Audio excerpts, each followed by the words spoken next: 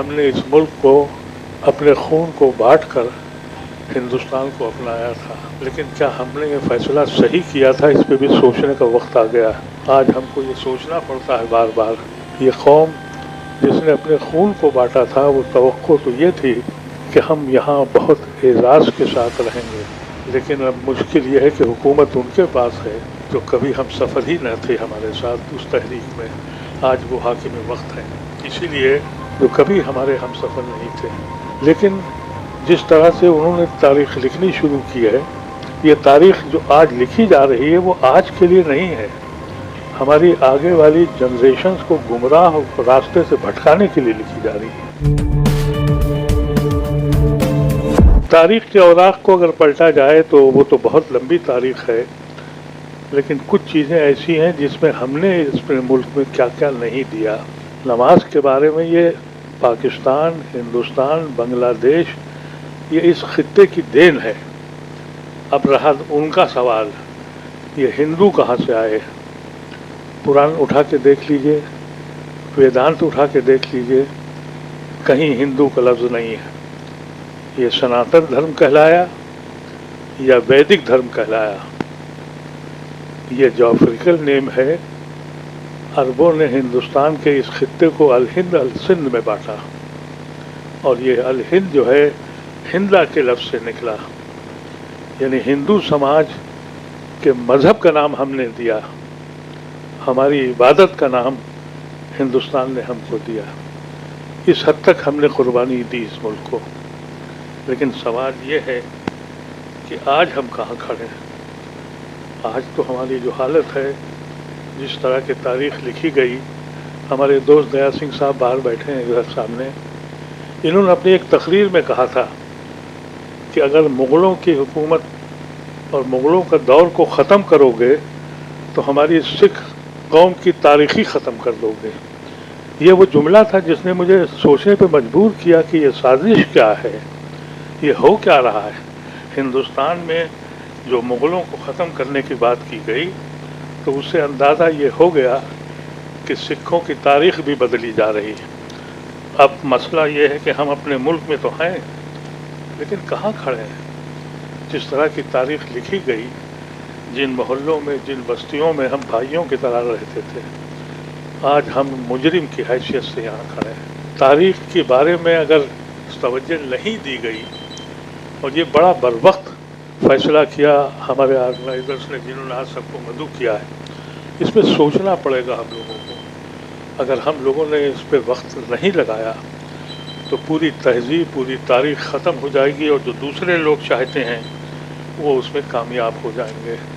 हमने इस मुल्क को अपने खून को बांट कर हिंदुस्तान को अपनाया था, लेकिन क्या हमने ये फ़ैसला सही किया था? इस पे भी सोचने का वक्त आ गया। आज हमको ये सोचना पड़ता है बार बार।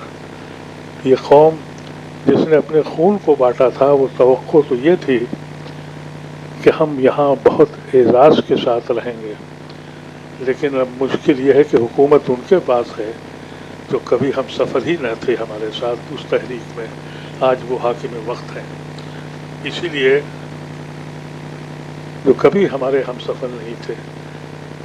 लेकिन जिस तरह से उन्होंने तारीख़ लिखनी शुरू की है, और तारीख़ का एक वाक़या मैं आपको यूँ बयान कर दूँ कि मेरे एक अजीज़ थे पहनवी, गुलाम अहमद फ़ुरक़त काकोलवी, वो मज़ाहिया शायर भी थे और उर्दू में तंज़ व मिज़ाज के अपने वक्त के बड़े बहुत मशहूर अदीब थे। उस ज़माने में आप लोगों को याद होगा, बहुत लोगों को, आज से कोई 50 साल पहले एक हिस्टोरियन के नाम से एक आदमी पैदा हुआ था, उसका नाम था ओक, मिस्टर ओक। उन्होंने बहुत सी किताबें लिखी, यहाँ तक कह दिया कि लाल किला जो है वो हिंदू महाराजा का है, और रीज़न उन्होंने ये बताया कि जो परनाले लगे हुए हैं उसमें सूअर की शक्ल है, और सूअर मुसलमान पसंद नहीं करता, इसलिए ये हिंदुओं का है। इसी तरह से उन्होंने और फौल ताजमहल से लेके सब लिखना शुरू किया। तो उन्होंने फ़ुरक़त काकोरी साहब ने उनके जवाब में एक पूरा सिलसिला लखनऊ के अखबार कौमी आवाज़ में लिखना शुरू किया, और उन्होंने ये लिखा कि ایک لکھنؤ میں ایک عمارت ہے چھتر منزل، نوابوں کی عمارت ہے، تو انہوں نے لکھا یہ چھتر منزل جو ہے یہ چھترو پاسی نے بنوائی تھی، اور اس کی بیوی جو تھی اس کے بھانجے سے اس کا عشق ہو گیا، اور چھترو پاسی میں ان دونوں میں لڑائی ہوئی اور دونوں نے ایک دوسرے کو مار دیا۔ لکھنؤ میں ایک ماموں بھانجے کی قبر کا ایک محلہ ہے، ان کا دونوں وہاں کفن ہے۔ تو میں نے فرقت کاکوڑی صاحب سے کہا یہ آل فول آپ کیوں لکھ رہے ہیں؟ ان کا جو اوک لکھ رہا ہے یہ 50 سال کے بعد تاریخ بنے گا، اس لیے میں یہ آل فول اس لیے لکھ رہا ہوں کہ جب وہ لکھا جائے تو یہ بھی لکھا جائے۔ تو حقیقت یہ ہے کہ جو اوک نے لکھا تھا آج سے 60-70 سال پہلے، وہ آج کی کتابوں میں مختلف ناموں سے آ گیا۔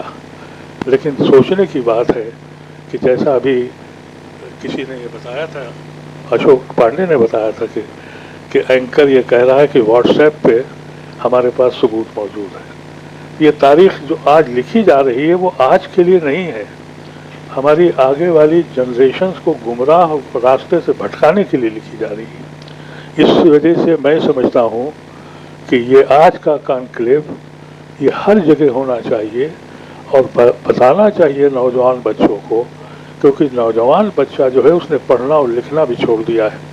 مجھے ایک بار آئی آئی ٹی میں بلایا گیا، اسٹوڈنٹس نے بلایا تھا، چند سال پہلے کی بات ہے، اور وہاں آئی آئی ٹی کے بچوں نے جس طرح سے بات کی اور مجھے ہوٹ کرنے کے لیے کوشش کری، تو آئی آئی ٹی کے انتظامیہ نے کہا کہ بھائی آپ ایڈیٹوریم میں مت جائیے کیونکہ یہ لوگ اے بی وی پی کے لوگ ہیں۔ میں نے کہا جب بلایا ہے تو میں آؤں گا، اور میں جب گیا تو میں نے پہلا سوال ان نوجوانوں سے کیا کہ تم ہم سے نفرت کیوں کرتے ہو؟ تو ڈائریکٹ سوال تھا تو وہ گھبرا گئے، نہیں ہم نفرت نہیں کرتے۔ ہم نے کہا نہیں کوئی وجہ ہوگی نفرت کی، شاید یہ وجہ ہو کہ ہم نے جنا کو ٹھکرا دیا اس لیے تم ہم سے ناراض ہو، شاید یہ وجہ ہو کہ ہم نے گناہ کیا، نہرو اور گاندھی کو مان لیا، وغیرہ وغیرہ۔ وہ لوگ پھر خاموش ہو گئے۔ چند دن کے بعد ہمارے گھر آئے اور ہم سے کہا کہ صاحب ہمیں یہ سیکنڈ پہلو معلوم نہیں تھا جو آپ نے بتایا۔ تو میں نے کہا آپ تو آئی آئی ٹی میں پڑھتے ہو، پوری دنیا میں جاؤ گے، تم تاریخ نہیں پڑھتے ہو؟ نہیں پڑھتے ہیں۔ تو ہم نے کہا کہ تمہارا خیال ہوگا کہ نہرو مسلمان ہو گیا؟ کہنے نہیں نہرو مسلمان نہیں تھا، موتی لال ہو گئے تھے۔ یہ آئی آئی ٹی کے بچوں کی کیفیت ہے۔ تو آپ سوچئے جو تاریخ لکھی جا رہی ہے وہ صرف ہمارے وقت کے لیے نہیں ہے، ہمارے آنے والی جشن کے لیے بھی ہے، رسم کے لیے بھی ہے۔ بہت بہت شکریہ۔